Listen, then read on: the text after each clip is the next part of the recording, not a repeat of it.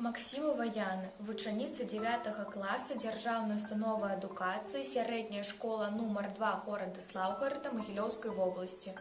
Уладзімір Дубоўка. Пальцы жоўтых кляновых лістоў. Пальцы жоўтых кляновых лістоў кнуцца восень схапіць за шыю. Не парушаць яе хараство, не парушаць лісты залатыя. Клён у вокны забразгатаў, адгукнулася канію рэха. Месяц рваў арэхі з куста, раскідаў над сусветам арэхі. Яны ў воўне блакітнай ляглі, сумавала ў даліне ляшчына. Летуценні не змерклі ў галлі, летуценні ўзгасіць немагчыма.